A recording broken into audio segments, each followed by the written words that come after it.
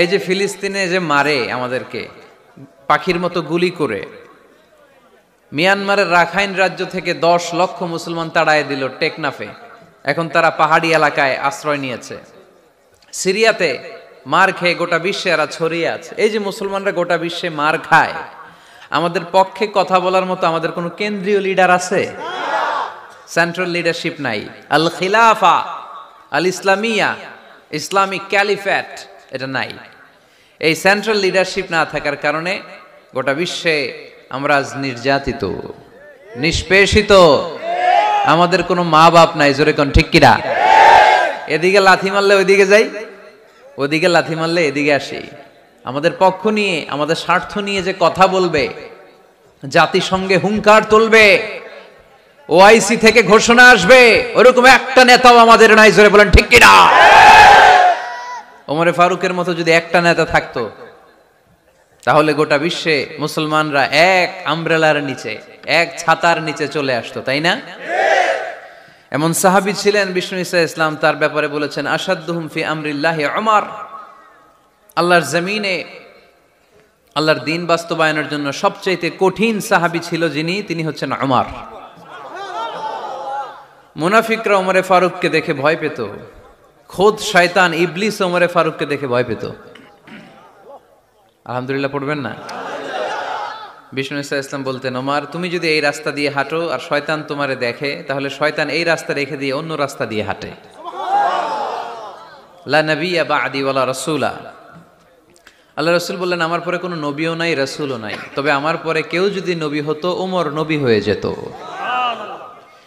এরকম একজন ওমরের আমাদের দরকার। এরকম একজন ওমরের অপেক্ষায় আমরা। একজন হলেই চলবে। কয়জন লাগবে? যুগ জামানা পাল্টে দিতে চাই না অনেক জন, এক মানুষই আনতে পারে জাতির জাগরণ। এক মানুষই বিপদকালে বাঁচায় কাফেলায়, ক্ষুদ্র ডিঙ্গি বাঁচায় জাহাজ অসীম দরিয়ায়। কয়জন ওমর দরকার? আমরা সেই ওমরের জন্য অপেক্ষা করছি, যার নেতৃত্বে, যেই আল ইমাম আল মাহদি, যার নেতৃত্বে গোটা বিশ্বে শান্তি, সভ্যতা, ভদ্রতা আবার প্রতিষ্ঠিত হবে। এক ছাতার নিচে মুসলমানেরা থাকবে। কেউ কারো ব্যাপারে হৃদয়ে কোনো বিদ্বেষ রাখবে, ঘৃণা রাখবে, কেউ কাউকে গালি দিবে না। এই সুসম্পর্ক, এই ঐক্যের জন্যই ইসলাম। একসাথে উদখুলু ফিস সিলমি কাফা, পরিপূর্ণভাবে সবাই মিলে ইসলামের রশিকে আঁকড়ে ধরো, তাহলেই বরকত দিবে কে? ওমরে ফারুক বলতেন, নাহনু কওমুন আ'আজ্জানাল্লাহু বিল ইসলাম। আমরা তো এমন জাতি, যে জাতিকে আল্লাহ তাআলা ইসলাম দিয়ে সম্মানিত করেছে। আমাদের সম্মান ইসলামে। এখন ইসলাম রেখে দিয়ে অন্য জায়গায় সম্মান খুঁজি, এজন্যই লাথি খাই, এজন্যই অপমানিত, এজন্যই নেতৃত্ব শূন্য। জোরে বলেন ঠিক কিনা? গোড়ার দিকে যদি না যাই, মূলের দিকে যদি ফিরে না আসে, আমাদেরকে গালি দেয় মৌলবাদ। মৌলবাদ মানে হচ্ছে যে মূলের দিকে ফিরে আসে, return back to the root. শিখর থেকে, শেকড় থেকে শিখরে। শিখরে যেতে হলে আগে শেকড়ে যেতে হবে। জোরে বলেন ঠিক কিনা? এজন্য ঐক্যের কোনো বিকল্প নাই। আমি আমার আলোচনার শুরুতেই এই মেসেজটা আপনাদের কাছে ড্রপ করতে চাই, যে আসুন আমরা কাদা ছোড়াছুড়ি ছেড়ে দেই, হিংসা বিদ্বেষ ভুলে যাই, হৃদয়টারে সবার জন্য উজাড় করে দেই। মুমিনদের হৃদয়ে থাকবে সবার জন্য ভালোবাসা। কি থাকবে? আল্লাহ রাসূল সাল্লাল্লাহু আলাইহি ওয়াসাল্লাম মক্কা থেকে যখন মদিনাতে গেলেন, তিনি দেখলেন দলে দলে লোকজন কালিমা পড়ে মুসলমান হচ্ছে। বড় একটা মুসলিম কমিউনিটি গড়ে উঠল। আল্লাহ রাসূল সাল্লাল্লাহু আলাইহি ওয়াসাল্লাম খেয়াল করে দেখলেন, ওখানে শুধু মুসলিম কমিউনিটি নয়, ওখানে জিউস কমিউনিটি আছে, মানে ইহুদি কমিউনিটি। মদিনাতে ইহুদিরাও থাকতো। আবার খেয়াল করে দেখলেন আশেপাশে খ্রিস্টান কমিউনিটিও আছে। তাহলে মোট কয়টা কমিউনিটি হইল? রাসূল সাল্লাল্লাহু আলাইহি ওয়াসাল্লাম এই 3 দলকে নিয়ে একটা চার্টার করলেন। চার্টার, ইতিহাসে এটা মদিনা চার্টার নামে পরিচিত, মদিনা সনদ। সুবহানাল্লাহ পড়েন। 3 ধর্মের লোক, 3 জাতি একসাথে থাকে, আর আমরা এক বাঙালি এক দেশে থাকতে পারি না। এক দল আরেক দলরে বলে তুমি ভারতপন্থী, ওই দল আরেক দলরে বলে তুমি পাকিস্তানপন্থী। বাংলাদেশপন্থী কেউ হতে চায় না। আমরা কোন পন্থী? জোরে বলতে হবে, দেশের স্বার্থটারে সামনে নিয়ে আসতে হবে। তো সম্মানিত সুধী, রাসূল সাল্লাল্লাহু আলাইহি ওয়াসাল্লাম ইহুদিদের সাথে বসেছেন। মদিনা চার্টারে যদি 3 ধর্মের লোক থাকে, মানে Muslim community, Jews community and the Christian community যদি থাকে, তার মানে এই মদিনা সনদের মধ্যে স্বাক্ষর করেছিল 3 কমিউনিটির নেতারা। ইহুদিরাও ছিল, খ্রিস্টানরাও ছিল। তো আল্লাহ রাসূল সাল্লাল্লাহু আলাইহি ওয়াসাল্লাম ইহুদিদের সাথে বসেছেন, চুক্তি করেছেন 10 বছরের লম্বা সময়ের। খ্রিস্টানদের সাথে চুক্তি করেছেন। রাসূল সাল্লাল্লাহু আলাইহি ওয়াসাল্লাম খ্রিস্টানের সাথে বসতে পারে, ইহুদির সাথে বসে সনদ তৈরি করতে পারে, মদিনার সনদ। কিন্তু আমরা মুসলমানের সাথে বসতে পারি, একজন আরেকজনের ছায়া দেখতে পারে না। হিংসা, বিদ্বেষ, জেলাসি, অহংকার, ঠিক কিনা? লা ইয়াদখুলুল জান্নাতা মান কানা ফি কলবিহি হাববাতু খারদাল মিনাল কিবর। যার অন্তরে যাররা পরিমাণ অহংকার থাকে, সে কোশ্চিনকালেও আল্লাহর জান্নাতে প্রবেশ করতে পারবে না। আমরা যেন এই অহংকার থেকে মুক্ত হতে পারি, আমরা যেন ব্রড মাইন্ডেড হতে পারি, আমরা যেন ভিন্ন মতের লোকদেরকে রেসপেক্ট করতে পারি, ভিন্ন মতকেও যেন আমরা সহ্য করতে পারি। আমাদের দেশে এত কাদা ছোড়াছুরি, এত মারামারি কেন জানেন? আমরা ভিন্ন মতকে দমন করতে চাই, ভিন্ন মতকে আমরা স্পেস দিতে চাই না, ফলেই এত ঠেলাঠেলি। এজন্য মতামত বিভিন্ন থাকবে। This is the beauty of Islam, unity in diversity, unity in diversity. ঐক্য হবে বৈচিত্র্যের মাঝে, আমাদেরকে ঐক্য খুঁজতে হবে। এক একজন এক এক চেহারা। এই তুমি কালা হইলা কেন, তুমি খাটো হইলা কেন, তুমি লম্বু কেন, এরকম বললে চলবে? এই মেয়ে তুমি বিএনপি করো কেন, তুমি জামাত ইসলাম করো কেন, সব আমলিগ হয়ে যাও, বলা যাবে? তুমি এই পীর সাহেবের মুরিদ কেন, আমি যে পীর সাহেবের মুরিদ হইছি ওইখানে আসো না কেন, বলা যাবে না। Unity in diversity. রাসূল সাল্লাল্লাহু আলাইহি ওয়াসাল্লাম ইহুদিদেরকে স্পেস দিয়েছেন, খ্রিস্টানদেরকে স্পেস দিয়েছেন। মনে রাখতে হবে, ঐক্য প্রক্রিয়ার নাম হচ্ছে, এটা এমন একটা প্রক্রিয়া যেখানে সবাই একই চিন্তা চেতনা পোষণ করবে এমনটা নয়, বরং এক একজনের এক এক চিন্তা, কিন্তু মৌলিক বিষয়ে সবাই এক। ইউনিটি ইন ডাইভার্সিটি, বৈচিত্র্যের মাঝে আমাদেরকে ঐক্য খুঁজতে হবে। প্রিয় ভাইরা, কথা বুঝতে পেরেছেন? আপনারা কি ঐক্যের পক্ষে না বিপক্ষে? আমরা যেন ঐক্যবদ্ধ হতে পারি, আল্লাহ তুমি তৌফিক দান করো। আমরা যেন হিংসা বিদ্বেষ ভুলে যে ইসলামের কল্যাণে কাজ করতে পারি, তুমি তৌফিক দান করো। আরো জোরে পড়ি আমিন। লক্ষ্মীপুর দৌলত খাঁ বাড়ির যুব সমাজের উদ্যোগে আজকের 2 দিনব্যাপী তাফসীরুল কোরআনের মাহফিলের সমাপনী রজনী। আজকের প্রোগ্রামের সম্মানিত সভাপতি হচ্ছেন অধ্যক্ষ গোলাম সারোয়ার সাঈদী পীর সাহেব, আড়াইবাড়ি দরবার শরীফ, আমার প্রিয় নানা ভাই। উনি ফোন করে বললেন যে আসবেন প্রোগ্রামে আর কি। তো আসতেছেন আমার সাথে দেখা করার জন্য, অনেকদিন দেখা হয় না। মাঝখানে মালয়েশিয়াতে গিয়েছিলেন, 2 নানা নাতি মিলে ঘুরছি অনেক জায়গায়। মালয়েশিয়ার এক মন্ত্রণালয়েও আমরা অনেক ঘুরলাম, অনেকের সাথে আমরা মিটিং করলাম। তো হঠাৎ করে শুনলাম এখন স্টেজে ওঠার আগে নানা ভাই অসুস্থ হয়ে গেছেন, শ্বাসকষ্ট হচ্ছে, আসার কথা ছিল, এখন হসপিটালে যাবেন। তো আমরা আমার প্রিয় নানা ভাইয়ের জন্য সবাই মিলে আজকের প্রোগ্রাম থেকে দোয়া করি, আল্লাহ তাআলা যেন শিফায়ে কামেলা আজেলা নাসিব করে, খুব দ্রুত সুস্থ হয়ে আবার যেন দাওয়াতি কাজে মনোনিবেশ করতে পারে, আল্লাহ তৌফিক দান করুক। আজকের প্রোগ্রামের সহসভাপতি হচ্ছেন মাওলানা আমিরুল ইসলাম সিদ্দিকী, খতিব, লক্ষ্মীপুর কেন্দ্রীয় জামে মসজিদ। আসছেন উনি? আচ্ছা, আপনি। প্রধান অতিথি জনাব অ্যাডভোকেট রাশেদুল কাউসার ভূঁইয়া জীবন, চেয়ারম্যান উপজেলা পরিষদ। আসছে? বিশেষ কাজে ঢাকা।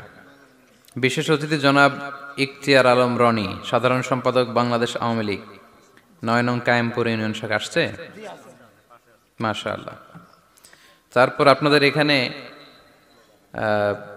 আইন মন্ত্রী আপনাদের পাশের গ্রামে, ওনার লোকেরা এসেও দেখা করলো, আমি সালামও বললাম। ওনার আম্মা অসুস্থ, দোয়া চেয়েছে, আমরা দোয়া করি ওনার আম্মাকে আল্লাহ তাআলা সুস্থতা দান করুক। সম্মানিত ভাইরা, আমরা আর কথা না বাড়িয়ে সরাসরি আলোচনায় চলে যাই।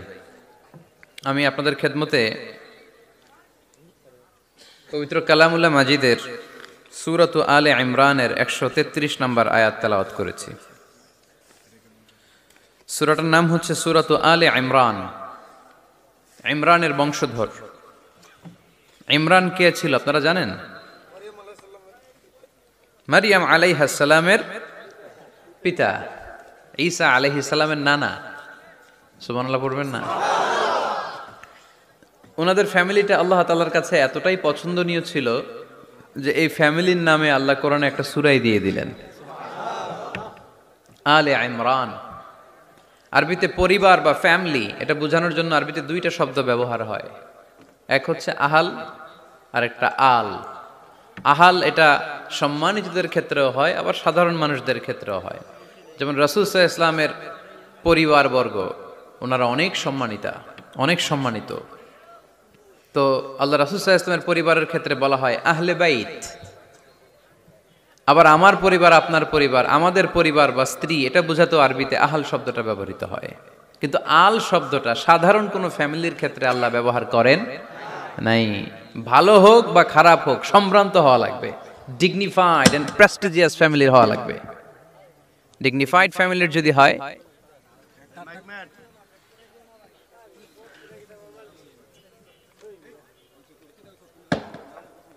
very dignified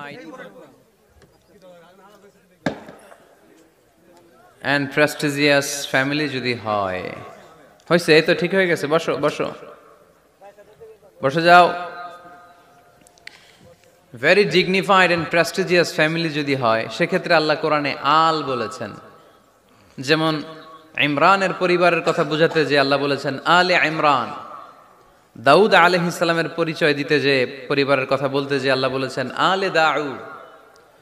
আবার ফেরাউনের বংশ বা পরিবারের কথা বলতে যে আল্লাহ বলেছেন আলে ফেরাউন। তাহলে পরিবারের আরবি দুইটা, একটা আল আর একটা আহাল। আহাল এটা সম্মানিত এবং সাধারণ উভয় ক্ষেত্রেই ব্যবহার করেন আল্লাহ তাআলা। আর আল এটা শুধু ডিগনিফাইড এন্ড প্রেস্টিজিয়াস ফ্যামিলি, ভালো হোক ফ্যামিলিটা বা খারাপ হোক, সেক্ষেত্রে আল্লাহ ব্যবহার করেন। তারই ধারাবাহিকতায় ইমরান ওনার যে ফ্যামিলি, মারিয়াম আলাইহিস সালাম ছিলেন তার কন্যা, তার স্ত্রীর নাম ছিল হান্না বিনতে ফাখুস। এই ফ্যামিলিটা আল্লাহর কাছে বড্ড প্রিয় একটা ফ্যামিলি। এজন্য আল্লাহ তাআলা এই ফ্যামিলির নামে কোরআনে একটা সূরা দিয়েছেন। কোরআনের চ্যাপ্টারাইজেশন গুলো অনেক সুন্দর। আমি প্রায় বলে থাকি মানুষের নামে সূরা, প্রাণীর নামে সূরা, বংশের নামে একটা সূরা আছে, সূরাতু কুরাইশ আছে না? এর একটা বংশের নামে, তাই না? প্রাণীর নামে আছে বড় প্রাণী, ছোট প্রাণী। স্থলের সবচেয়ে বড় প্রাণী হাতি, আছে না সূরা? সূরা ফিল। আবার স্থলের সবচেয়ে ছোট প্রাণী পিঁপড়া, আছে না? আন্নাম, সূরাতু আন-নামল। তারপর মৌমাছির নামে আছে সূরা, সূরাতু আন-নাহল। মধু খান তো আপনারা? মধু, খাঁটি মধু পাওয়া যায় এলাকায়, খুব পাওয়ারফুল খাবার। কিন্তু সাইবেরিয়ান এলাকায় ওরা মদ খায়। জিজ্ঞেস করলাম কেন? কয় খুব ঠান্ডা। আমি বললাম মধু খাইও, আরো বেশি গরম হবা। মদ খেলেও শরীর গরম হয়, কিন্তু মধু খেলে তার চেয়ে বেশি গরম হয়। রাসূল সাল্লাল্লাহু আলাইহি ওয়াসাল্লাম মধু খেতেন। কিছু কিছু হাদিয়া আল্লাহ রাসূল সাল্লাল্লাহু আলাইহি ওয়াসাল্লাম ফিরিয়ে দিতেন না। এর মধ্যে একটা হচ্ছে মধু। মধু দিলে বলতেন না যে না নিব না। আতর ফিরিয়ে দিতেন না। বালিশ, বালিশ খুব পছন্দ করতেন আল্লাহ রাসূল। ঠেকনা দিয়ে বসতে পছন্দ করতেন। সুবহানাল্লাহ পড়েন। রাসূল সাল্লাল্লাহু আলাইহি ওয়াসাল্লামের কাছে একটা কসমেটিক্সের বক্স থাকতো সবসময়, জরুরি ৫-৬টা জিনিস এর ভেতরে থাকতো।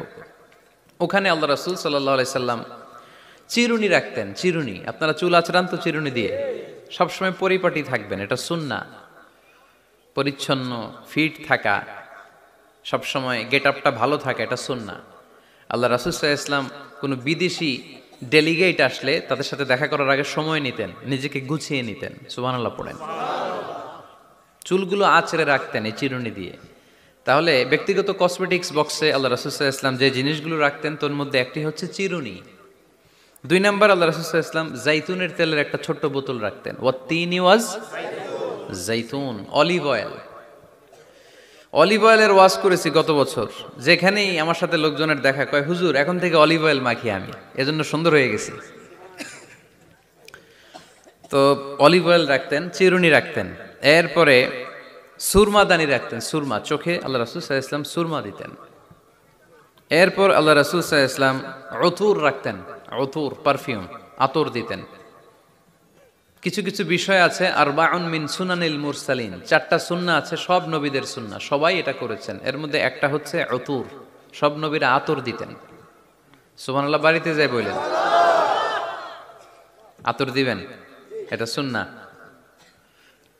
আপনার ইমপ্রেশনটাকে আরো সুন্দর করবে। First impression lasts long. প্রথম দেখায় যারা ভাল লাগে এটা সবসময় ভাল লাগে, ঠিক কিনা? প্রথমেই যদি কারোর সাথে কথা বলতে যাওয়ার পরে দেখা যায় আপনারা দেখতে খারাপ লাগে, গায়ে দুর্গন্ধ, আসবে আর আপনার কাছে? আসবে না। এরপর আসিওয়াক, ওই কসমেটিক্স বক্সে আল্লাহ রাসূল সাল্লাল্লাহু আলাইহি ওয়াসাল্লাম মেসওয়াক রাখতেন। কি রাখতেন? এটাও সব নবীদের সুন্নাত। তো আমরা যেন পরিপাটি থাকি সবসময়, সবসময় যেন পরিপাটি থাকি।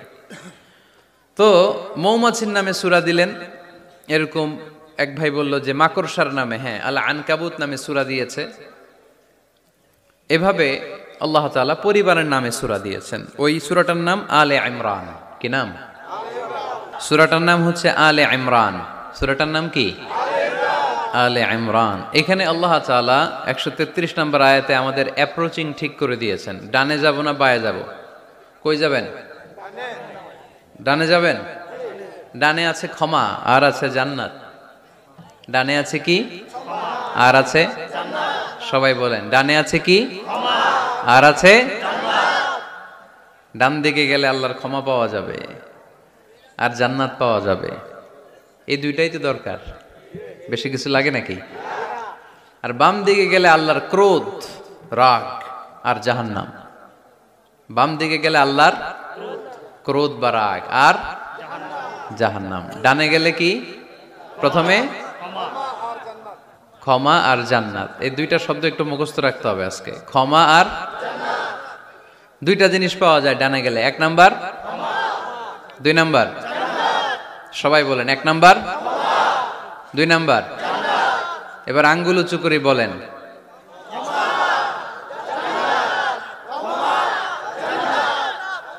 মাশাআল্লাহ। তাহলে ডানে গেলে পাওয়া যায় ক্ষমা আর জান্নাত, বায়ে গেলে পাওয়া যায় আল্লাহর ক্রোধ বা রাগ আর জাহান্নাম। Now the decision is yours. সিদ্ধান্ত আপনাদের। Where to go, where to approach and where to proceed, where to move on. কোন দিকে যাবেন? এই কয়েকজনের সিদ্ধান্ত ডানে, বাকিদের? আপনাদেরও ডানে। যারা দাঁড়ায় আছেন তাহলে আওয়াজ করে বলতে হবে, ছুটবো কোথায়, ডানে না বায়ে? আল্লাহ এটাই বলেছেন, ওয়াসারিউ ইলা মাগফিরাতিন মির রাব্বিকুম ওয়া জান্নাতিন আরদুহাস সামাওয়াতু ওয়াল আরদ। ছোট, সারিউ মানে ছোট। যারা আলেম আছেন তারা জানেন সারিউ মানে কি? ছোট।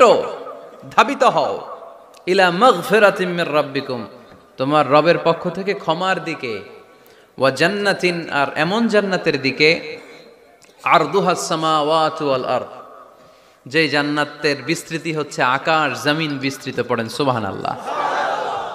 তাহলে আল্লাহ ডান দিকে ছুটতে বললেন, ক্ষমার দিকে ছোট, জান্নাতের দিকে ছোট।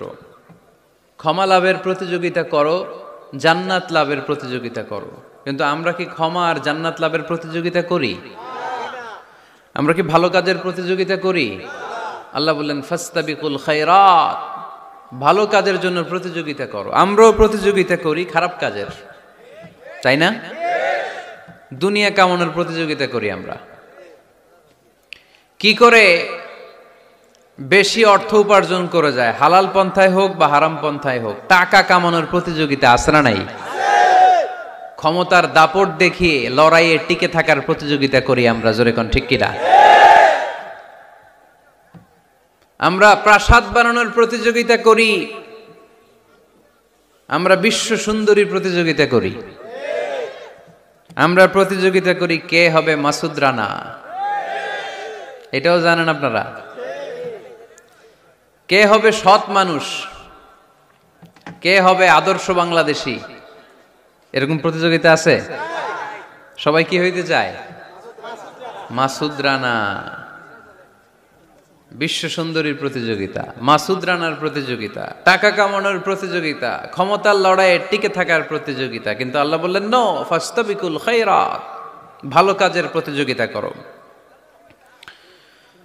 আল্লাহ বুঝাতে চাইলেন দুনিয়ার ক্ষণস্থায়ী প্রতিযোগিতায় নেমে সময় নষ্ট করো না, ভালো কাজের প্রতিযোগিতা করো। আর ক্ষমার জান্নাত লাভের জন্য ছোট, এটা এমন জান্নাত যেই জান্নাতটা আকাশ জমিন বিস্তৃত। সুবহানাল্লাহ পড়ে।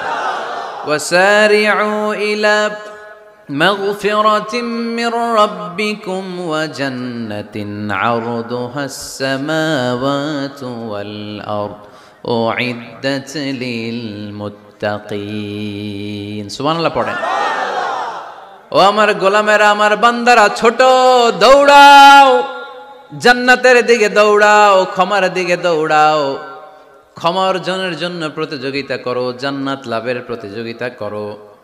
এমন জান্নাত আরদুহাস সামাওয়াতু ওয়াল আরদ, যেই জান্নাত আকাশ জমিন পর্যন্ত বিস্তৃত, বিশাল জান্নাত। জান্নাতে কি ধাক্কাধাক্কি আছে? ঠেলাঠেলি? জায়গা নিয়ে মারামারি? আমাদের বাংলাদেশে জায়গা নিয়ে মারামারি আছে না নাই? কোর্ট পর্যন্ত গড়ায়, তাই না? সামান্য 1 বিঘা জায়গার জন্য কোথায় চলে যায়?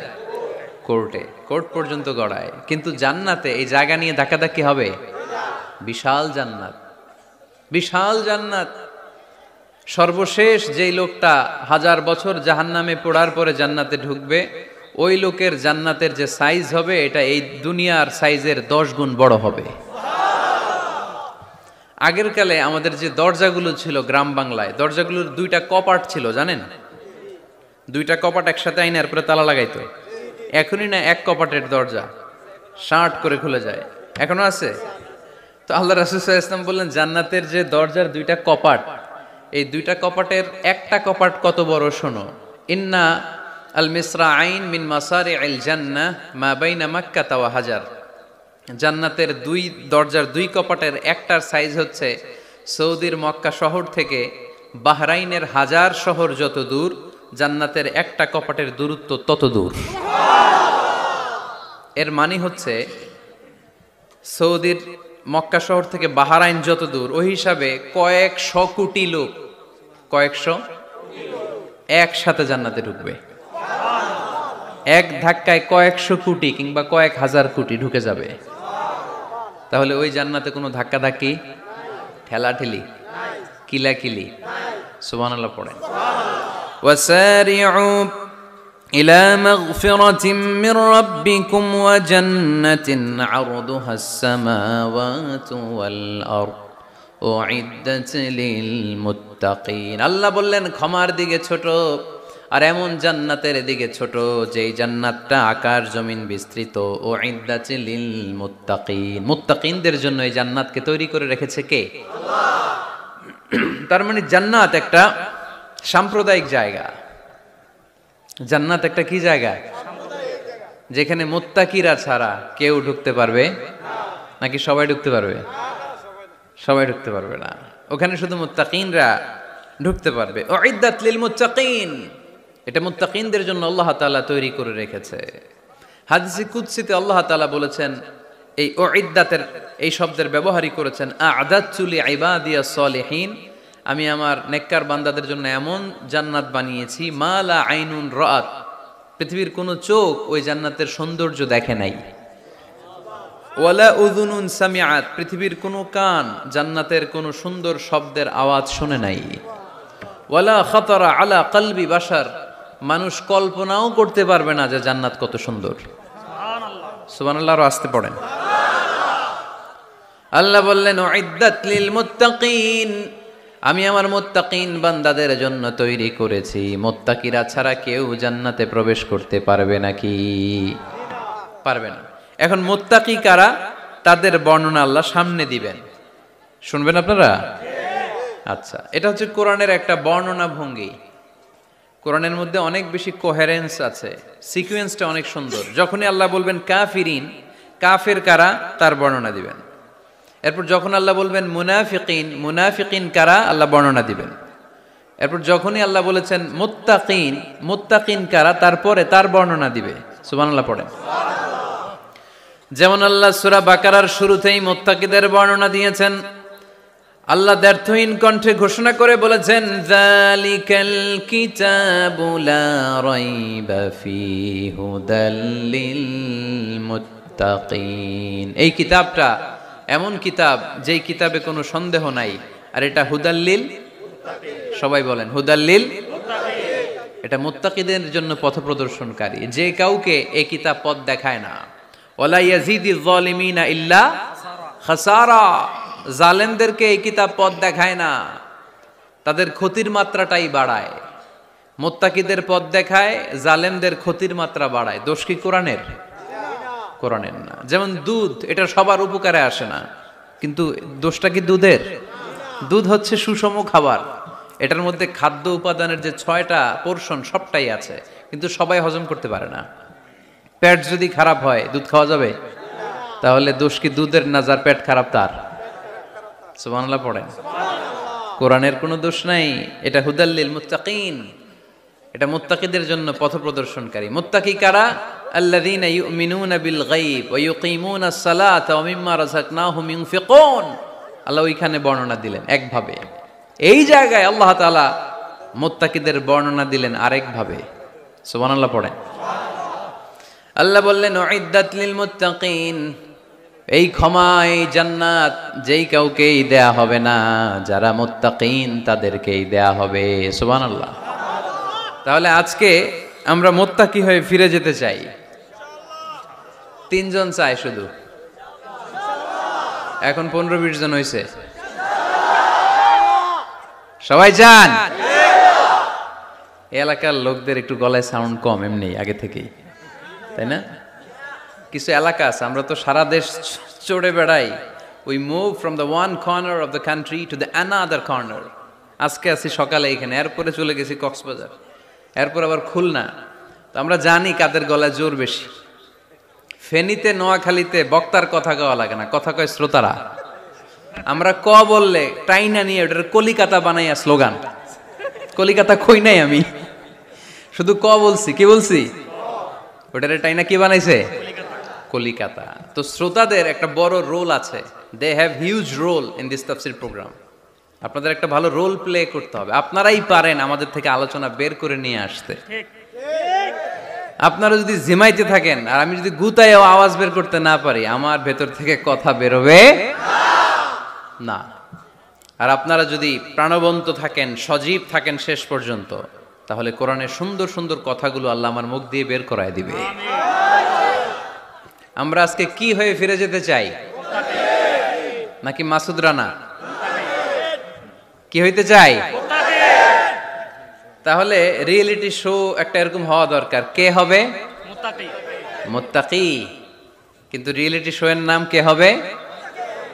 মাসুদ রানা। আমরা মাসুদ রানা হতে চাই না, আমরা মুত্তাকি হতে চাই। ইনশাআল্লাহ পড়েন। আল্লাহ এখানে মুত্তাকিনদের 5টা গুণের কথা বলেছেন। কয়টা?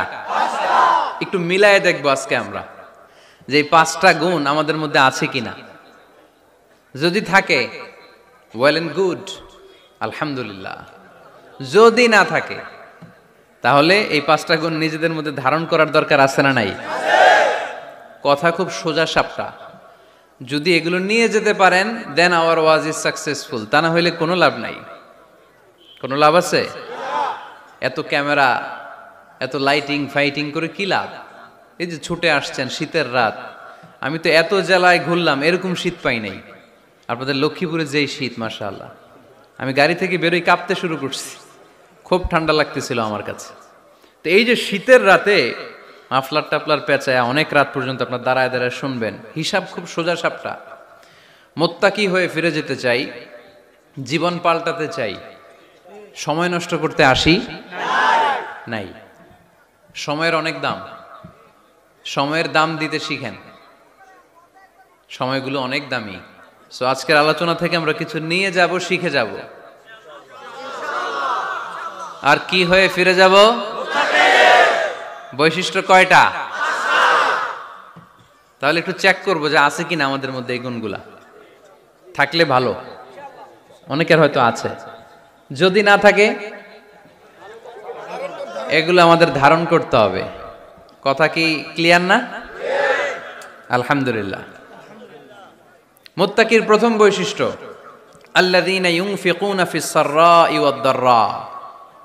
মুত্তাকিনরা সুখে দুঃখে সব সময় দান করে, সচ্ছল অসচ্ছল উভয় অবস্থায় দান করে। সচ্ছল অবস্থায় তারা বেশি দান করে, কিন্তু অসচ্ছল অবস্থায়ও করে। বেশি হয়তো করে না, কিন্তু কম করে করে, কিন্তু দান করে। এজন্য আল্লাহ বলেন আল্লাযীনা ينفقون في السراء والضراء والكاظمين الغيظ والعافين عن الناس والله يحب المحسنين سبحان الله আমার মুত্তাকি বান্দাদের প্রথম বৈশিষ্ট্য ইউনফিকুনা ফিস সাররাই ওয়াদ দাররা, সুখে দুঃখে সচ্ছল কিংবা অসচ্ছল যে অবস্থায় থাকুক না কেন তারা আমার রাস্তায় দান করে। দান করলে খুশি হয়ে যায় কে? আল্লাহ। সাদাকা করলে আপনারে পছন্দ করবে কে? আল্লাহ। যাকাত দিলে পছন্দ করে কে? আল্লাহ। দে যাকাত, দে যাকাত তোরা দে রে যাকাত, দে যাকাত, দে যাকাত তোরা দে রে যাকাত, তোর দিল খুলবে পরে আগে খুলুক হাত, দে যাকাত, দে যাকাত তোরা দে রে যাকাত। পড়েন আমিন। দিল পড়ে খুলবে, আগে হাত খুলতে হবে। উপরের হাত নিচের হাতের চাইতে সেরা। যে ব্যক্তি নেয় তারে আল্লাহ পছন্দ করে না, যে ব্যক্তি দেয় তারে ভালোবাসে কে?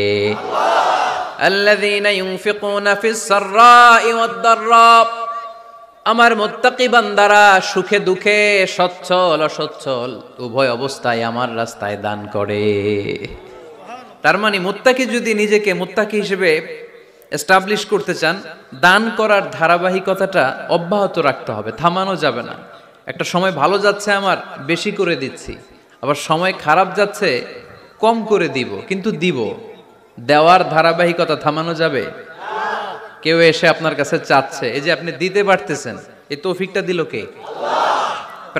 প্রাইভেট কারে চড়ে চড়ে আপনি ঘুরে বেড়ান, জ্যামে গাড়ি আটকালে গ্লাসে এসে নক করে, পথবঞ্চিত শিশুরা আহা খেতে পায় না, বৃষ্টিতে ভিজে, ভাঙ্গা একটা থালা নিয়ে স্যার 2টা টাকা দেন। অনেকে ধমক দিয়ে তাড়িয়ে দেয়। এই যে আপনি ধমক দিছেন, ওরে প্রাইভেট কারে বসাইতে পারে কে? আপনার হাতে ভাঙ্গা থালা দিয়ে রাজপথে নামায় দিতে পারে কে?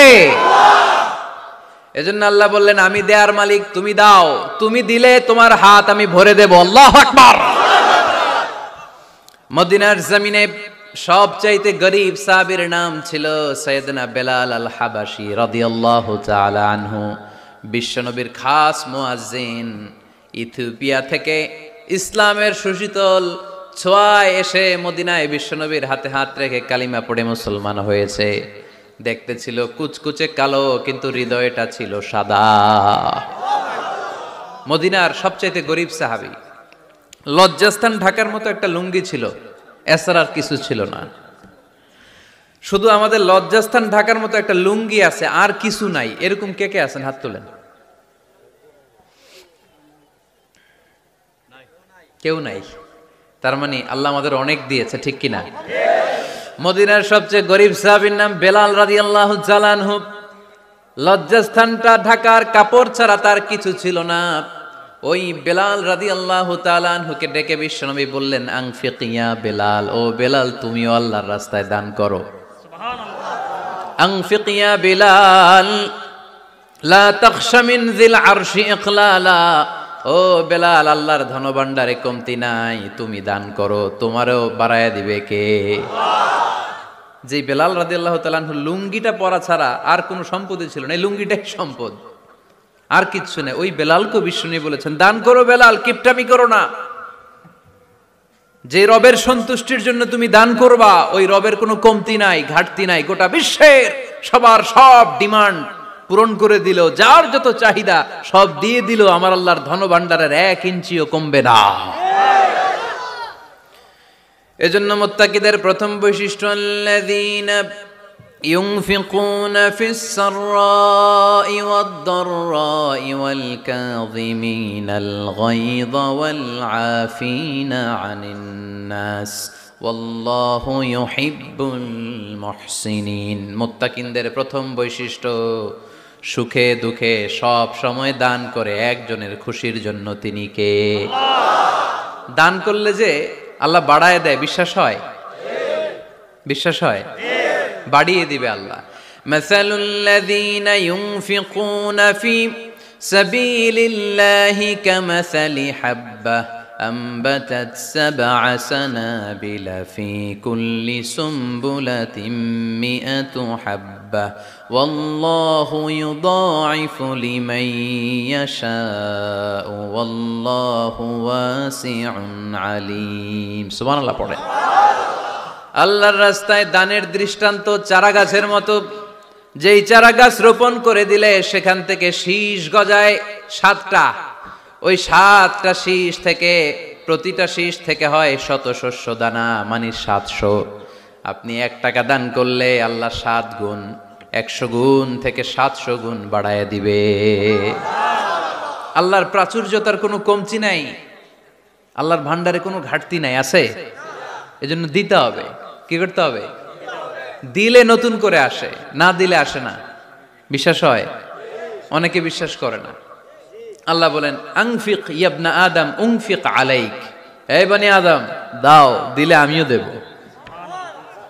অনেকে আমরা ধরে রাখি দেখে নতুন কিছু আসে না আপনার হাতে 5 কেজির একটা বস্তা তো এটা ধরে রাখলে আরেকটা নিতে পারবেন এটা ফালাই দিলে না 10 কেজি ধরতে পারবেন কথা কয় না 5 কেজির এটা দিয়ে দেন 20 কেজি আসবে 20 কেজির ওইটা দিয়ে দেন 40 কেজি আসবে আর 5 কেজি ধরে রাখলে নতুন কিছু আসবে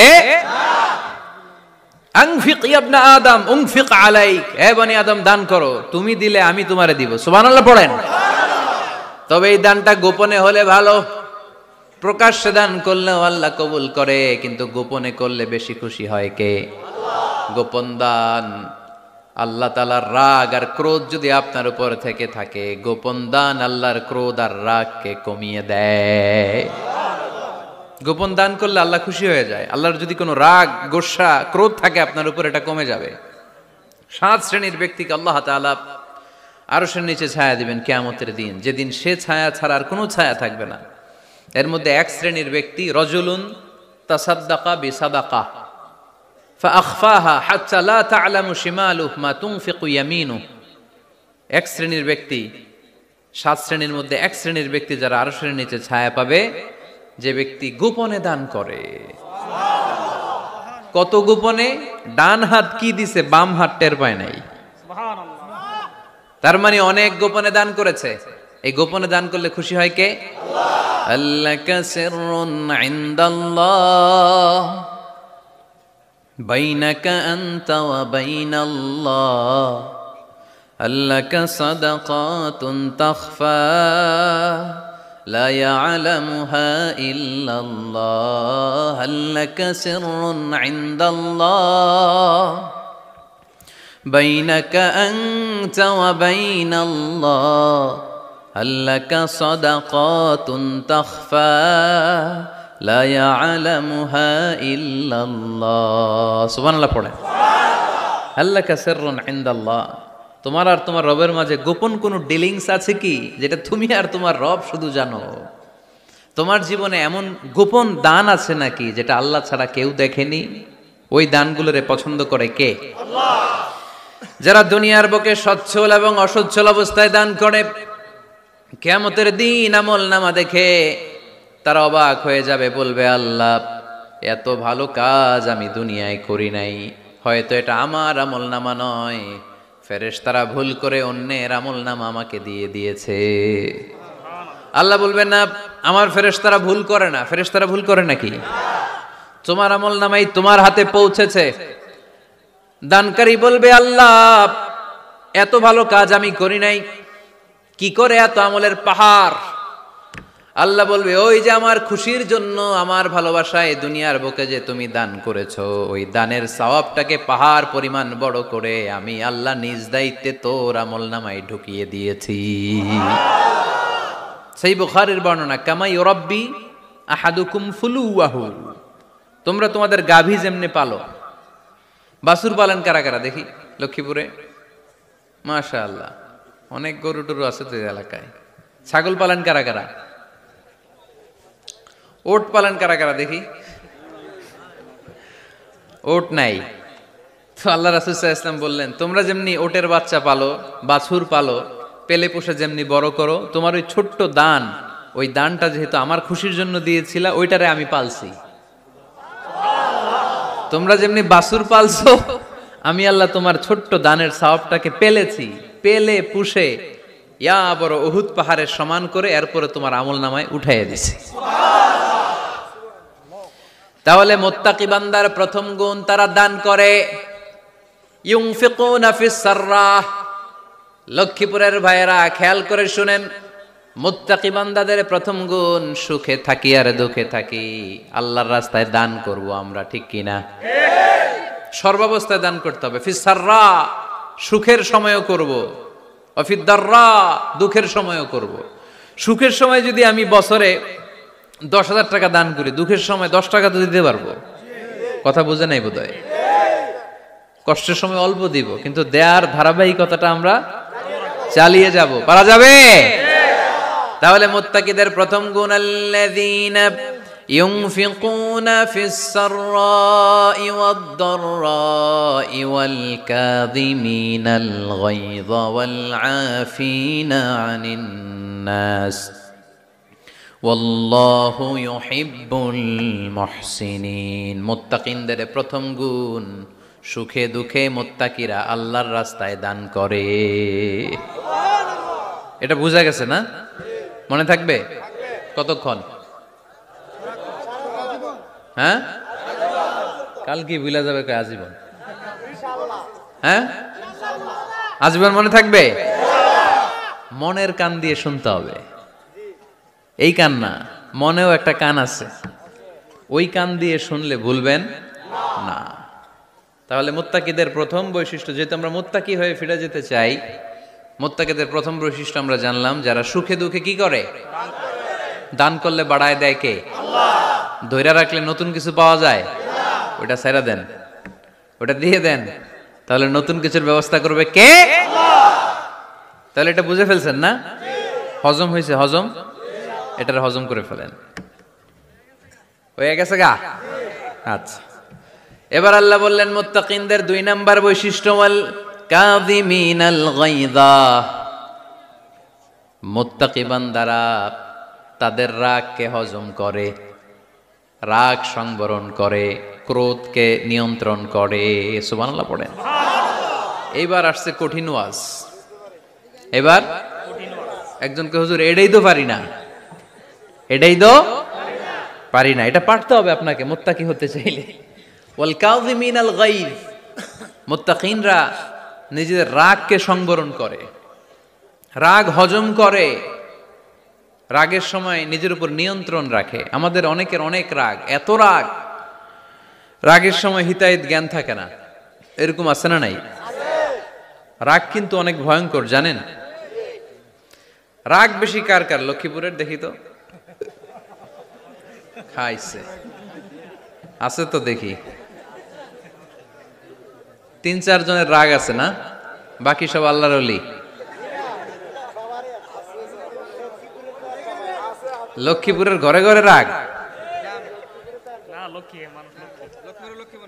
আচ্ছা, লক্ষ্মীপুরের মানুষ অনেক ভদ্র, শান্তশিষ্ট, রাগ টাগ নাই। হ্যাঁ, বাঙ্গালায়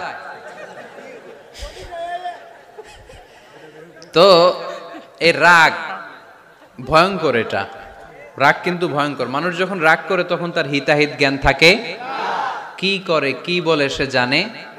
পৃথিবীর সবাই আমরা রাগী, কেউ কম কেউ বেশি। এটা ভেরি ন্যাচারাল। আমাদের দেহে একটা হরমোন আছে, অ্যাড্রেনালিন বলে আর কি এটাকে। Adrenaline hormone triggers up your bodies fight response. এটা যখন নিঃসরিত হয় দেহ থেকে, আপনার বডি তখন ফাইট করতে মনে চায়। কোপায়ালামু, মাইরালামু তরে, হোতায়ালামু অক্করে, এরকম একটা অ্যাটিটিউড চলে আসে না? এটা ন্যাচারাল। এই অ্যাড্রেনালিন হরমোন যখন নিঃসরিত হয়, এটা আপনার ফাইট রেসপন্সকে ট্রিগার আপ করে, তখন আপনার দেহ খুব উত্তেজিত, ফাইট করতে মনে চায় এখনই ধরি ওরে, আছে না নাই? তবে এটা ভালো কাজে লাগাইতে হবে, রাগটা পারা যাবে না। রাগ কিন্তু খুব ভয়ঙ্কর। এই রাগের শারীরিক মানসিক অনেক ক্ষতি আছে। হার্ট অ্যাটাক করে অনেকে রাগে, স্ট্রোক করে ফেলে। রাগ হচ্ছে অনেকটা ঝড়ের মতো। কিসের মতো? ঝড় যেমনি একদিক থেকে এসে সব লন্ড ভন্ড করে দিয়ে অন্য দিক দিয়ে ছুটে চলে যায়, যখন ঝড়টা হয় তখনও তো টের পাওয়া যায় না। রাগও তেমন, যখন রাগটা আসে কি যে করে ফেলছি তখন বোঝা যায় না। রাগ চলে যাওয়ার পরে, মাথা ঠান্ডা হওয়ার পরে তখন বোঝা যায়, হায় রে এটা কি করলাম। রাগের সময় দিয়ে দিছে তালাক। রাগের সময় কি করছে? রাগ যখন শেষ তখন কয় হায় হায় বউ তুমি তো আমার কৈতরি। মারামারি হয়, সম্পর্কের অবনতি হয়, স্বামী স্ত্রীর সম্পর্কের বিচ্ছেদ ঘটে, বাবা ছেলের সাথে রাগ করে না? বাপে কয় দিমু না তোরে, কিচ্ছু দিমু না। পোলায় কয় দিবা না কে? বাপে কয় দিলাম না। পোলায় কয় মারলাম তোমারে। বাপে কয় তোরে ত্যায্য করলাম। পোলা কয় কোপ দিলাম। আছে না নাই? শুনবেন এরকম বাবা ছেলে হতাহতের ঘটনা, হাজব্যান্ড ওয়াইফ ডিভোর্স পর্যন্ত গড়ায়, বন্ধু বন্ধুর সম্পর্ক নষ্ট হয় এই রাগের কারণে। দেখছেন আল্লাহ যেখানে যত ফোঁটা দেয়া দরকার ওই জায়গায় অত ফোঁটা দেয়, এটার নাম ইসলাম। এজন্য আল্লাহ বললেন মুত্তাকিদের 2 নাম্বার গুণ আল কাযিমিনাল গায়জ। মুত্তাকিনরা রাগকে সংবরণ করে, তারা অল্পতে চটে যায় না, তারা হট টেম্পার্ড না, তারা বুঝে শুনে কাজ করে, নিজের ক্রোধ আর রাগকে সংবরণ করতে জানে। সুবহানাল্লাহ পড়ে। আল্লাহ রাসূল বললেন লাইসা শাদীদু বিসুরআহ, কুস্তি করে যে অন্যকে শোয়ায় ফেলতে পারে সে শক্তিশালী নয়।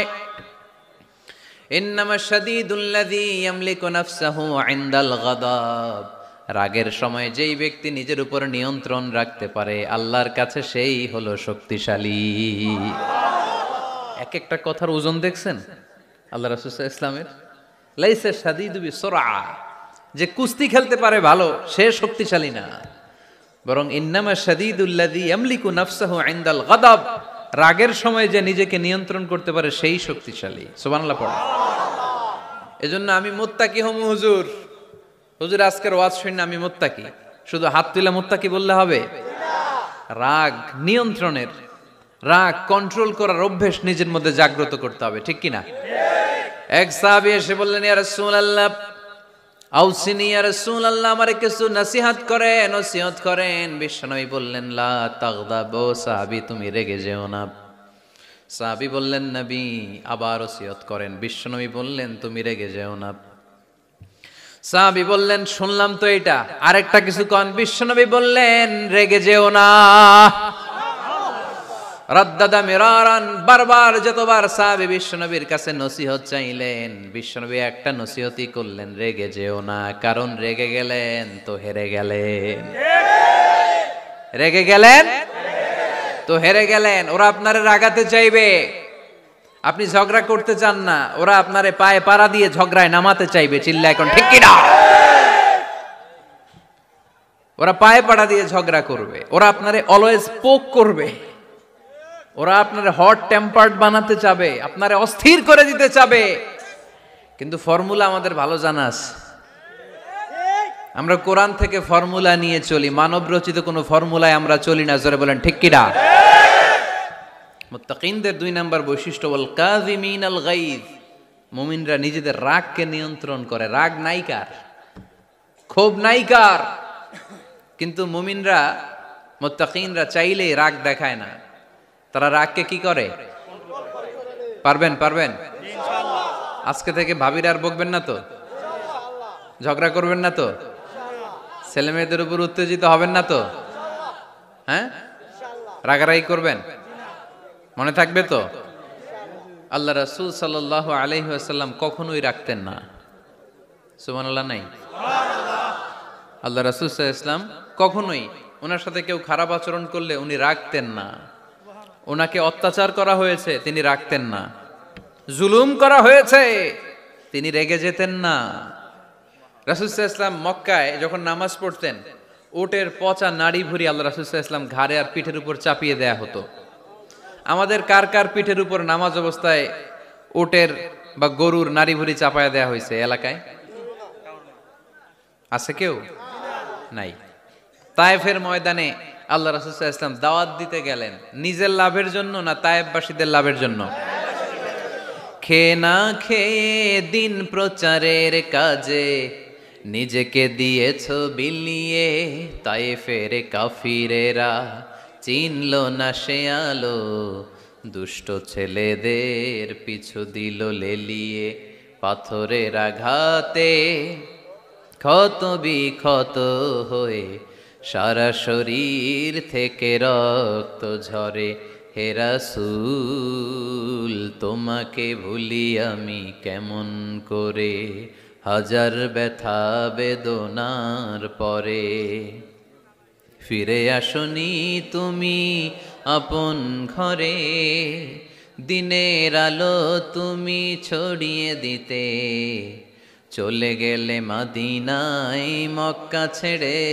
হে রাসূল তোমাকে ভুলি আমি কেমন করে, হে রাসূল তোমাকে ভুলি আমি কেমন করে। ঠিক কি না? তায়েফের ময়দানে রক্তাক্ত হলেন তিনটা জায়গায়, দেখে এসেছি আমি। এখানে আহত করা হলো, আবার উঠে দাঁড়ালেন, আবার পাথর মারা হলো। কোন গায়ে পাথর মেরেছো তোমরা? এরকম সুন্দর শরীর পৃথিবীর কোন দ্বিতীয় মানুষের ছিল নাকি? এত সুশ্রী মানুষ, শুভ্র মানুষ, পরিচ্ছন্ন মানুষ দুনিয়াতে দ্বিতীয়টা ছিল না। এত নুরানি চেহারার মানুষ পৃথিবীতে দ্বিতীয়টা নাই। এই মহানবীকে ওরা পিটিয়ে রক্তাক্ত করেছে, পাথর মেরে রক্তাক্ত করেছে। 3 বার গেছি ওদের লাভের জন্য, ওরা আমারে মারলো। আহা, তারপরও রাসূল সাল্লাল্লাহু আলাইহি ওয়াসাল্লাম কি রেগে গিয়েছেন? কারণ রেগে গেলেন তো হেরে গেলেন। কোনোভাবে রাসূল সাল্লাল্লাহু আলাইহি ওয়াসাল্লাম রাখতেন না। নিজের উপর অত্যাচার আসলে রাসূল সাল্লাল্লাহু আলাইহি ওয়াসাল্লাম রাগেন নাই।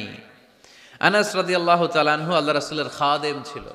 উনি বললেন, কুনতু আমশি মা রাসূলিল্লাহ, আমি একবার রাসূল সাল্লাল্লাহু আলাইহি ওয়াসাল্লামের সাথে কোথাও যাচ্ছিলাম। ওয়া আলাইহি বুরদুন নাজরানি, তখন রাসূল সাল্লাল্লাহু আলাইহি ওয়াসাল্লামের গায়ে ছিল নাজরান থেকে আনা একটা চাদর। আপনারা চাদর পরেন না শীতকালে? রাসূল সাল্লাল্লাহু আলাইহি ওয়াসাল্লাম চাদর পরতেন। রাসূল সাল্লাল্লাহু আলাইহি ওয়াসাল্লাম নাজরান দেশ থেকে আনা একটা চাদর পরেছেন, গলিজুল হাশিয়া, যেই চাদরের এই কর্নারের ডিজাইনটা ছিল খসখসে। কি ছিল? হঠাৎ এক বেদুইন এসে রাসূল সাল্লাল্লাহু আলাইহি ওয়াসাল্লামের চাদর ধরে টান দিল। টান দেওয়ার সাথে সাথে রাসূল সাল্লাল্লাহু আলাইহি ওয়াসাল্লামের ঘাড়ের এই চামড়া ছিঁড়ে গেল। এই খসখসে যেহেতু ডিজাইন চাদরের, ওই খসখসে ডিজাইন ঘাড় আর কাঁধের এখানে যখন টান খেলো, ওই খসখসে ডিজাইনের দাগ বসে গেল, রাসূলের চামড়া ছিঁড়ে গেল ঘাড়ের। সে টান দিয়ে বলে, ইয়া মুহাম্মদ মুরলি মিন মালিল্লাহ, আসছে ভিক্ষা করতে। মূলত ভিক্ষা চাওয়ার ডিজাইন দেখছেন? যার কাছে ভিক্ষা চাবে চাদর ধরে টান। এসে বলে, বেদুইন তো, এদের মধ্যে সভ্যতা ছিল না। ইয়া মুহাম্মদ, ও মুহাম্মদ মুরলি মিন মালিল্লাহ, ও মুহাম্মদ আমার খাওয়ার মতো টাকা নাই, তুমি আদেশ করো বাইতুল মাল থেকে যেন আমারে কিছু টাকা দেয়। আসছে ভিক্ষা করতে। ভিক্ষা করতে আয়েশা চাদর ধরে দিছে টান, ঘাড়ের চামড়া ছিঁড়ে গেছে। রাসূল সাল্লাল্লাহু আলাইহি ওয়াসাল্লাম ব্যথা পেয়েছেন। ফালতাফাতা ইলাইহি রাসূলুল্লাহ, আল্লাহ রাসূল সাল্লাল্লাহু আলাইহি ওয়াসাল্লাম তার দিকে তাকালেন, তাকিয়ে ফাদহিক, একটা মুচকি হাসি দিলেন। আমি রাস্তা দিয়ে চাদর গায়ে দিয়ে হাঁটতেছি, এক ফকির আইসা কয়, ভিক্ষা দেন, টাকা দেন বলে আমার চাদর টান দিছে, আর ওই চাদরে আমার ঘাড়ের চামড়া ছিঁড়ে গেছে। কি করব আমি? আপনি কি করবেন? হ্যাঁ, কোনি? আচ্ছা, তা আমরা ঠিকই ওরে ধরে মাইর দিতাম, তাই না? আজকে ওর একদিন কে আমার একদিন, ভর্তা বানায় ফেলতাম ওরে পিটায় রাগের চোটে, ঠিক কিনা? আল্লাহ রাসূল সাল্লাল্লাহু আলাইহি ওয়াসাল্লাম try to think about it, try to ponder on the story. এই moral of the story কি? রাসূল সাল্লাল্লাহু আলাইহি ওয়াসাল্লামের প্রফেটিক স্টোরি থেকে আপনাকে ভাবতে হবে। ভিক্ষা করতে এসে চাদর ধরে টান দিয়ে ঘাড়ের চামড়া ছিঁড়ে ফেলেছে, রাসূল তাকিয়ে মুচকি হাসি দিলেন। মুচকি হাসি দিয়ে বললেন, যাও বাইতুল মাল থেকে কিছু সম্পদ ধরে দিয়ে দাও। কি নবী ছিলেন! তার মানে উনার গায়ে যত আঘাতই আসতো কখনো উনি রাখতেন, তবে মাঝে মাঝে রাখতেন। যদি আল্লাহর বিধান লঙ্ঘিত হতো তখন বিশ্বনবী রেগে যেতেন। আল্লাহর জমিনে আল্লাহর বিধান লঙ্ঘিত হলে এই লোকটা রেগে যেতেন প্রিয় নবী, তখন সহ্য করতেন না। এক সাহাবী এসে বললেন, ইয়া রাসূলুল্লাহ, এমন ইমাম পাঠিয়েছেন আমাদের এলাকায় বড় বড় সূরা দিয়ে নামাজ পড়ায়, এত বড় সূরা দিয়ে পড়ে, তার পিছনে দাঁড়িয়ে থাকার ক্ষমতা আমার নাই। এই কথা শুনে বিশ্বনবী রেগে গেলেন, কারণ ইসলামের বিধান এখানে লঙ্ঘিত হচ্ছে, ঠিক কিনা? এত রাগলেন, চেহারা আগুনের গোলার মতো লাল হয়ে গেল। ওই সাহাবীকে ডেকে পাঠিয়ে ধমকালেন, খবরদার, তোমরা মানুষকে দিন থেকে ভাগিও না, সহজ করে ইসলামকে উপস্থাপন করো। জামাতের ইমামতির চান্স পেলে লম্বা কেরাত পড়ো না, একটা মিডিয়াম স্ট্যান্ডার্ড রেখে কেরাত পড়বা, কারণ তোমার পেছনে অসুস্থ লোক থাকতে পারে, মুসল্লি, মুসাফির থাকতে পারে, তাই না? আবার মদিনাতে বনু মাখজুমিয়া গোত্রের এক নারী চুরিতে ধরা পড়ল। কিসে? চুরির বিধান কি? السارق والسارقة فاقطعوا أيديهما جزاء بما كسبا نكالا من الله والله عزيز حكيم। চোর বা চুন্নি দামি কোনো জিনিস যদি চুরি করে নেয় তাহলে তার হাত কেটে দাও। If anyone steal something precious from the society, the government should cut down his right hand. Government কাটবে, আপনি কাটেন না। আবার মুরগি একটা চুরি করছে, দইরা রামদা দিয়ে এক কোপ, এরকম করা যাবে না, ওটা গভর্নমেন্ট করবে। তো রাসূল সাল্লাল্লাহু আলাইহি ওয়াসাল্লাম ছিলেন চিফ অফ দা গভর্নমেন্ট, রাসূল সাল্লাল্লাহু আলাইহি ওয়াসাল্লাম ডান হাত কেটে দিবে।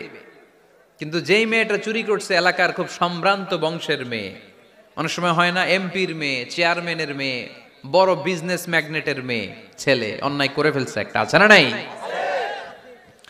এখন সাহাবীরা দেখলেন মদিনায় যদি বিশ্বনবী এই চুরির বিচার কার্যকর করে মেয়েটার হাত কেটে দেয়, এই মেয়েটার সম্ভ্রান্ত বংশের লোকেরা বিশ্বনবীর উপর চড়াও হবে, নতুন করে দাঙ্গা বাঁধবে, সবাই যে বিশ্বনবীর কাছে বলবে, কিন্তু কেউ সাহস পায় না। উসামা বিন যায়েদ বিশ্বনবীর ভালোবাসা বড়ই পছন্দ করতেন বিশ্বনবী। সাইয়েদনা উসামা বিন যায়েদ রাদিয়াল্লাহু তাআলা আনহুকে সবাই বললেন, উসামা তুমি যাও, তোমারে বিশ্বনবী বড্ড ভালোবাসে, তুমি বললে তোমার কথা নবী ফিরাবে না। সাইয়েদনা উসামা যে বললেন, ইয়া রাসূলুল্লাহ, সবাই মিলে আমারে পাঠিয়েছে যেন আমি সুপারিশ করি, যদিও বনু মাখজুমিয়া গোত্রের মেয়েটা চুরিতে ধরা পড়েছে, মেয়েটা আসলেই চোর, চুরি করেছে, কিন্তু বড় একটা বিষয়কে খেয়াল করে নবী সবার সুপারিশের কারণে এই মেয়েটার হাত আপনি কেটে দিয়েন না। এই কথা বলার সাথে সাথে বিশ্বনবীর চেহারাটা আগুনের গোলার মতো লাল হয়ে গেল, ক্ষেপে গেলেন বিশ্বনবী, রেগে গেলেন, আর বললেন, এত বড় সাহস কোত্থেকে পেলে ওসামা? এটা তো আল্লাহর আইন, চোর চুরি করলে হাত কাটো কার আইন? বাংলাদেশে যদি এই আইন চালু হয় চোর খুঁজে পাওয়া যাবে? দেশের টাকা যারা চুরি করে এদেরকে পাওয়া যাবে?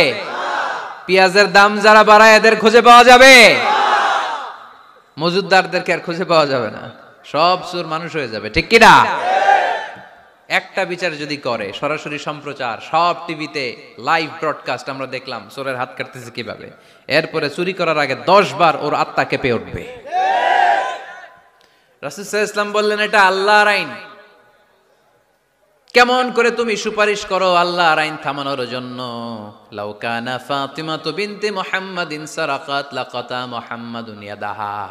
আজকে আমার কলিজার টুকরা নয়নের পুটুলি ফাতেমাও যদি চুরিতে ধরা পড়তো, আমি ফাতেমার হাতটা কেটে দিতে 1 সেকেন্ডও দেরি করতাম না। আমার মেয়ে ফাতেমাও যদি চুরি করতো, আমি হাত কেটে দিতে দেরি করতাম। রেগে যেতেন প্রচন্ড, এমনি রাখতেন না, কেউ আক্রমণ করলে ব্যথা দিলে, কষ্ট দিলে রাখতেন না। কিন্তু আল্লাহর জমিনে আল্লাহর বিধান যখন লঙ্ঘিত হতো, আল্লাহ রাসূল সাল্লাল্লাহু আলাইহি ওয়াসাল্লাম রেগে যেতেন। তাহলে কোথায় রাগ করবেন আর কোথায় করবেন না বোঝা গেছে তো? সব জায়গায় রাগ করা যাবে? এজন্য মুত্তাকিনদের 2 নাম্বার বৈশিষ্ট্য, ওয়াল কাযিমিনাল গায়যা।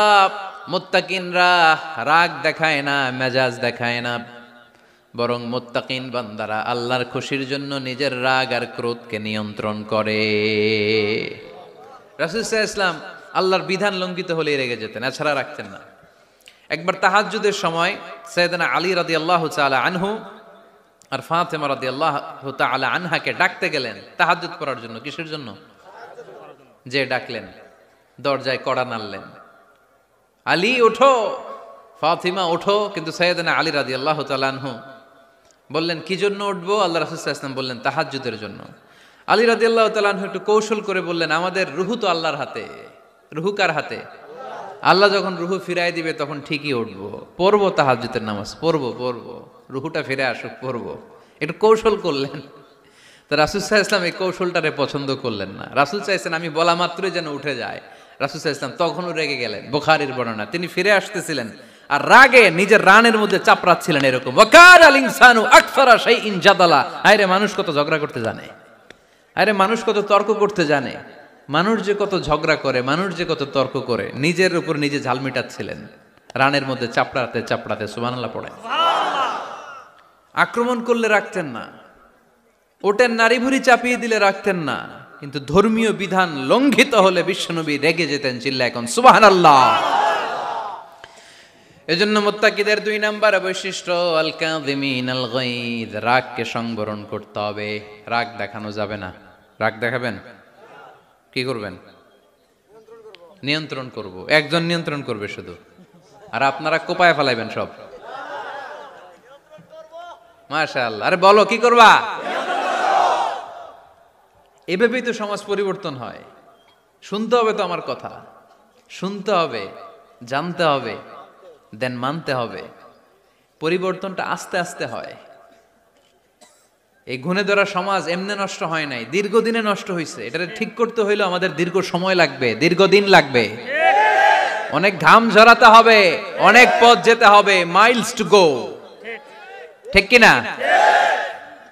তাহলে রাগ দেখানো যাবে না। রাগকে কি করব? কন্ট্রোল করব। সবাই রাজি? যারা হাত তুলছিলা যে আমার রাগ বেশি, তোমাদের জন্য tips, how to control anger, কিভাবে রাগ কমাতে হয়। আল্লাহ রাসূল সাল্লাল্লাহু আলাইহি ওয়াসাল্লাম এটাও শিখাই দিছে। শুধু হুজুরে কইছে সুবহানাল্লাহ। সুবহানাল্লাহ বললে কি গুনাহ হবে?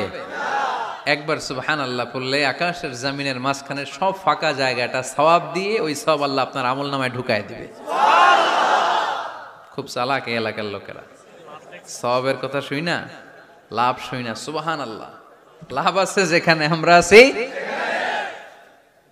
তো হাউ টু কন্ট্রোল অ্যাঙ্গার, কিভাবে রাগ থামাবো? যেহেতু মুত্তাকিনদের 2 নম্বর বৈশিষ্ট্য ওয়াল কাযিমিনাল গায়জ, মুত্তাকিদের বৈশিষ্ট্য তারা রাগকে নিয়ন্ত্রণ করে। আল্লাহ রাসূল শিখাই দিলেন, 4টা পদ্ধতি শিখালেন রাগ কমানোর। কয়টা মনে থাকবে? অ্যাপ্লাই করবো এগুলো, দেখবো আজকে থেকে রাগ কমে কিনা। পারা যাবে? 2 সাহাবী বিশ্বনবীর সামনে ঝগড়া লাগলেন, কথা কাটাকাটি, কথার পিঠে কথা, কথার নাম লতা। কথা বলতে বলতে ঝগড়া লাগতে লাগতে এক সাহাবী রেগে মেগে আগুন, মারামারির জন্য উদ্ধত হলেন। বিশ্বনবী দেখলেন ওই সাহাবীর চেহারাটা একেবারে আগুনের গোলার মতো লাল হয়ে গিয়েছে। বিশ্বনবী বললেন, ইন্নী লা আ'লামু কালিমাতান, আমি এমন একটা বাক্য জানি, এই রাগান্বিত সাহাবী যদি এখন এই বাক্যটা পড়া শুরু করে দেয়, তার রাগটারে নিমিষেই ঠান্ডা বানাইয়া দিবে কে? ওই সাহাবী বললেন, ইয়া রাসূলুল্লাহ, কি সেই বাক্য আমারে শিখায়া দেন। বিশ্বনবী বললেন, পড়ো আউযু বিল্লাহি মিনাশ শাইতানির রাজীম। আবার পড়েন আউযু বিল্লাহি মিনাশ শাইতানির রাজীম। সুবহানাল্লাহ। রাগ কমানোর দোয়া, সহিহ হাদিস। ওই সাহাবী যদি এই বাক্যটা পড়ে তার রাগ কমে যাবে। বাক্যটা হচ্ছে আউযু বিল্লাহি মিনাশ শাইতানির রাজীম, বিতাড়িত শয়তানের কাছ থেকে আল্লাহর কাছে পানাহ চাচ্ছি, প্রোটেকশন চাচ্ছি। বলতে দেরি, রাগ থামতে দেরি হবে না। টিপস নাম্বার 1 মনে থাকবে তো? টিপস নাম্বার 2, বিশ্বনবী বললেন, ইযা গাদিবা আহাদুকুম ফালইয়াসকুত, তোমাদের যখন প্রচন্ড রাগ চলে আসে, বেশি যখন প্রচন্ড যখন তোমরা রেগে যাও, তখন কথা বন্ধ করে চুপ হয়ে যাও। কি করতে হবে? চুপ, একেবারে চুপ। অনেকে রাগের সময় গড়গড় করে কি যেন বলতে থাকে, আছে না নাই? রাগে গড়গড় করতে থাকে আর কি যেন বলতে থাকে। যত বলবেন, যত গালি দিবেন, বলে না গালি দেয় না রাগের সময়, অশ্রাব্য ভাষায় অনেকে গালি গালাজ শুরু করে দেয়, আছে না নাই? না, আসুকুত ইদা গাদিবা আহাদুকুম ফালিয়াসকুত। আল্লাহ রাসূল সাল্লাল্লাহু আলাইহি ওয়াসাল্লাম বললেন, যখন তোমাদের কেউ প্রচন্ড রেগে যায়, সে তার কথা যেন বন্ধ করে দেয়। চুপ, keep silent, keep quiet, relax, cool. পারবেন? তাহলে প্রথম টিপস কি পড়তে হবে? বাইরে না মুখ দিয়া পড়েন, আউযু বিল্লাহি মিনাশ শাইতানির রাজীম। এটা হলো 1 নাম্বার টিপস। 2 নাম্বার টিপস, ইযা গাদিবা আহাদুকুম ফালইয়াসকুত। মাশাআল্লাহ, চুপ থাকতে হবে।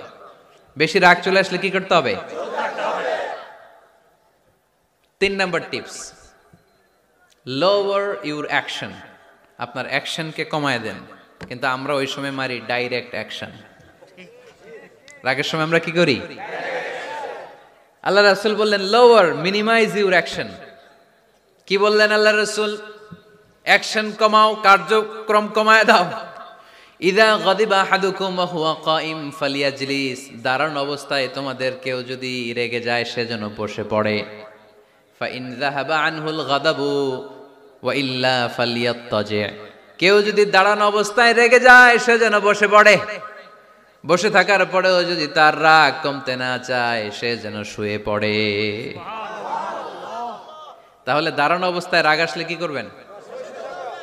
বসা অবস্থায় রাগ আসলে, শোয়া অবস্থায় রাগ আসলে চোখ বন্ধ করে ঘুমায় যাবেন। রাগ আসবে আর সুবহানাল্লাহ কইবেন না? কত বড় ফিজিশিয়ান, কত বড় ডাক্তার আল্লাহ রাসূল সাল্লাল্লাহু আলাইহি ওয়াসাল্লাম। সুবহানাল্লাহ পড়েন। কয়টা গেল?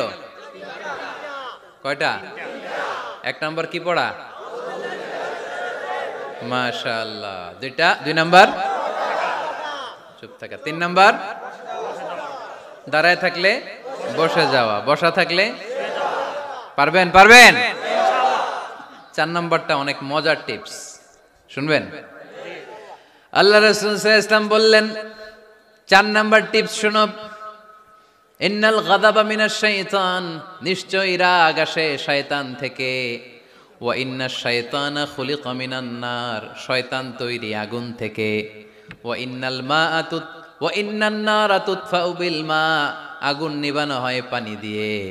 ফাইদা গাদিবা আহাদুকুম ফালিয়াতাওয়াদ্দা। তাই কারো যখন রাগ খুব বেড়ে যায়, সে যেন ঠান্ডা পানি দিয়ে ওযু করে। কি সুন্দর টিপস, কি সুন্দর ফিলোসোফার আল্লাহ রাসূল সাল্লাল্লাহু আলাইহি ওয়াসাল্লাম। কত বড় দার্শনিক ছিলেন তিনি। আল গাদাবু মিনাশ শাইতান, কথার সিকোয়েন্স দেখেন, ওজন দেখেন। আল গাদাবু মিনাশ শাইতান, রাগ আসে শয়তানের থেকে। রাগ এনে দেয় কে? শয়তান। ওয়াশ শাইতানু খুলিকা মিনান নার। শয়তান তৈরি কি থেকে? আগুন থেকে। ওয়ান নারু তুতফাউ বিল মা। আগুন নিভায় কি দিয়ে? ফাইদা গাদিবা আহাদুকুম ফালিয়াতাওয়াদ্দা। তাই তোমাদের কেউ যখন রেগে যায়, সে যেন পানি দিয়ে ওযু করে নেয়। পারবেন? ওযু করে ফেলবেন ঠান্ডা পানি দিয়ে। ঠান্ডা পানি মাথায় দিবেন, চোখে পানির ঝাপটা দিবেন। আপনার রাগকে ঠান্ডা করে দিবে কে? তাহলে আওয়াজ করে বলেন, রাগ কমানোর 1 নাম্বার ফর্মুলা কি? আউযু বিল্লাহি মিনাশ শাইতানির রাজীম। 2 নাম্বার চুপ থাকা। 3 নাম্বার বসে পড়া, শুয়ে পড়া। 4 নাম্বার ওযু করা। 4 নাম্বার। এই 4টা পদ্ধতিতে আপনি রাগ কমাতে চাইলে আপনার রাগ কমাই দিবে কে? আল্লাহ। এজন্য আল্লাহ বললেন, আমার মুমিন বান্দার 2 নাম্বার গুণ, তারা রাগকে নিয়ন্ত্রণ করে। আল্লাযীনা ইউনফিকুনা ফিস সাররাই ওয়াদ দাররাই ওয়াল কাযিমিনাল গায়য। আমার মুত্তাকিন বান্দাদের প্রথম গুণ সুখে দুঃখে দান করে। মনে আছে? 2 নাম্বার গুণ কি? রাগকে নিয়ন্ত্রণ করে। 3 নাম্বার গুণ হচ্ছে ওয়াল আফিনা আনিন নাস। মানুষকে ক্ষমা করে দেয়। মানুষকে কি করে? আমরা তো ক্ষমা করি না। হ্যাঁ, দইরা আবুইটালা মানে কি? এটার মিনিং কি? ফিশালায়। হ্যাঁ, কি করে? আইকালায়, আইজালায়, আইকালা, আইকালা আঞ্চলিক শব্দ। আঞ্চলিক শব্দগুলো অনেক সুন্দর, এক এক জেলায় এক এক রকম। তার মানে আমরা ক্ষমা করতে চাই না, আমরা দইরা আইকালাই। তার মানে আমরা রাগ ঝাড়ি আর কি, ভিতরে যে ক্ষোভ জমা থাকে এগুলো ঝাড়ি, আমরা ক্ষমা করতে চাই না। কিন্তু ভাই, মুত্তাকি যদি হতে চান আপনাকে ক্ষমা করে দিতে হবে। কি করবেন? কি করবেন? ক্ষমা করে দেন। আচ্ছা, একটু আওয়াজ করে উত্তর দেন।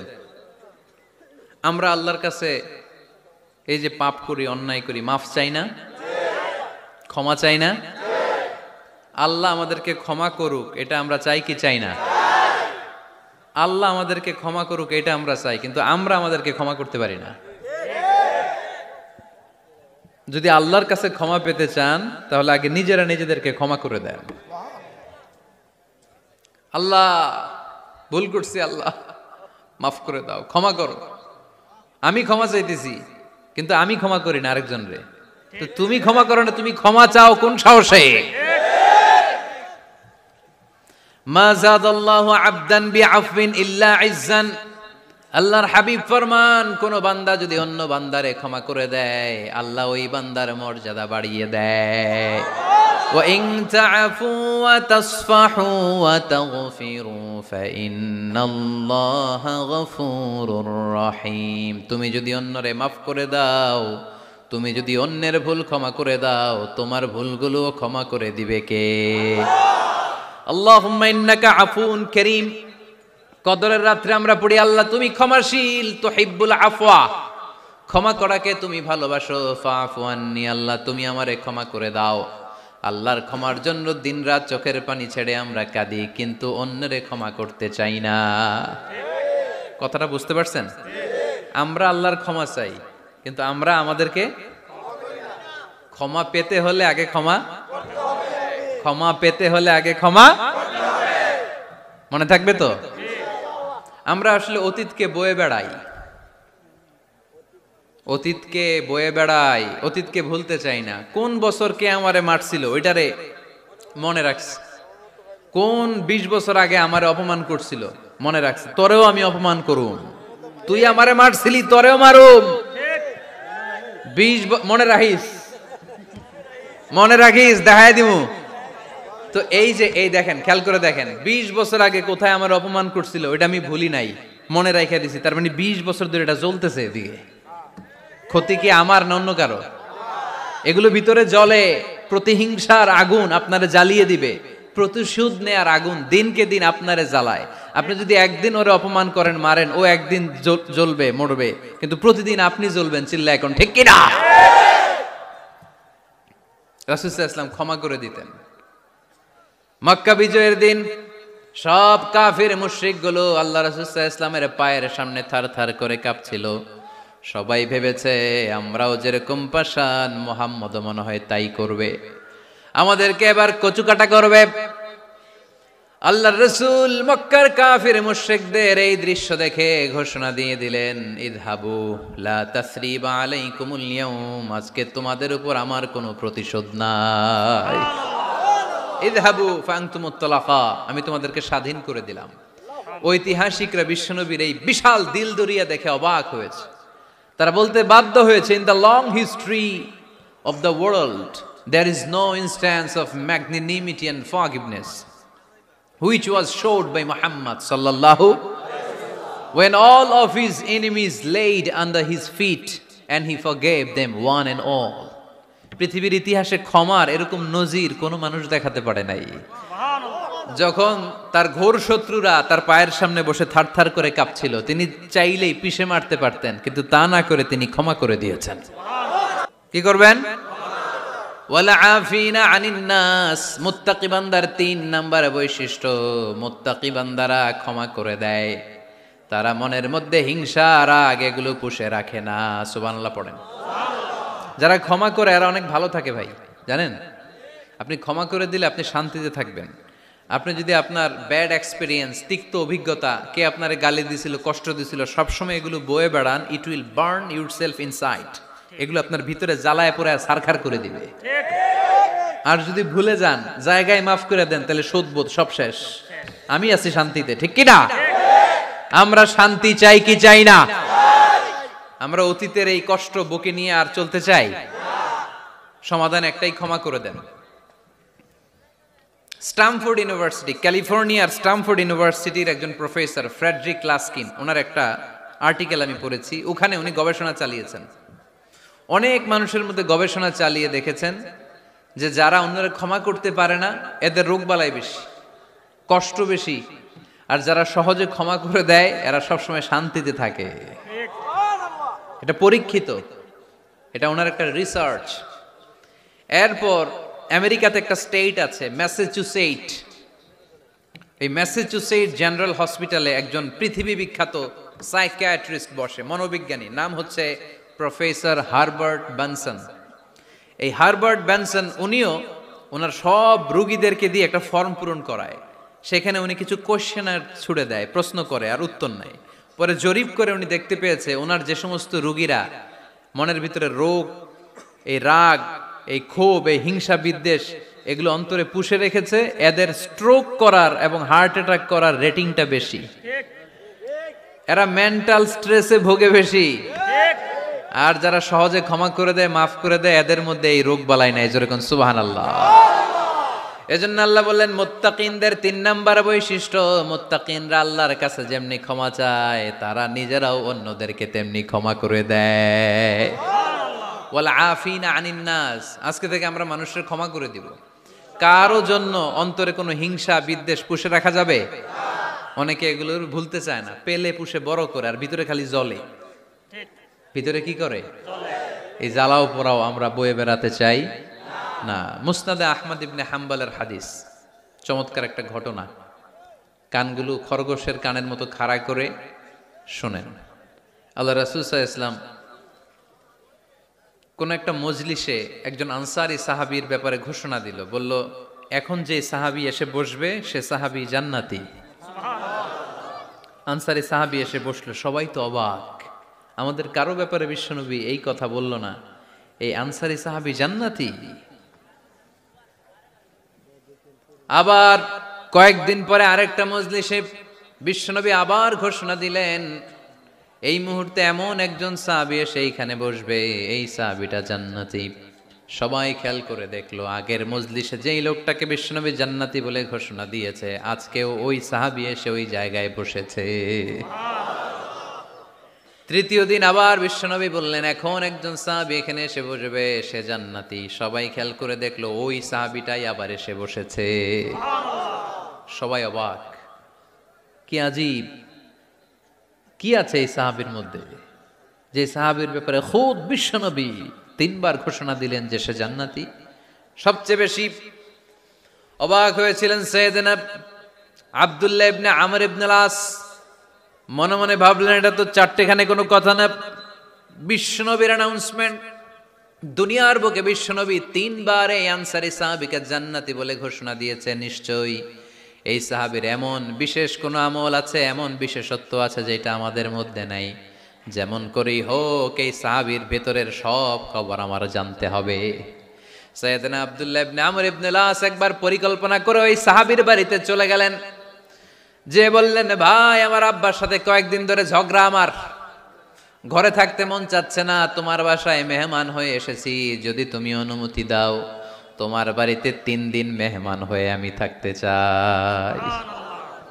কখন এই আনসারী সাহাবী কি করে, 1 দিন 2 দিন 3 দিন পর্যন্ত ফলো করার পরে সাইয়েদনা আব্দুল্লাহ ইবনে আমর ইবনে আস এমন কোন বিশেষ আমল এই সাহাবীর মধ্যে খুঁজে পায় নাই।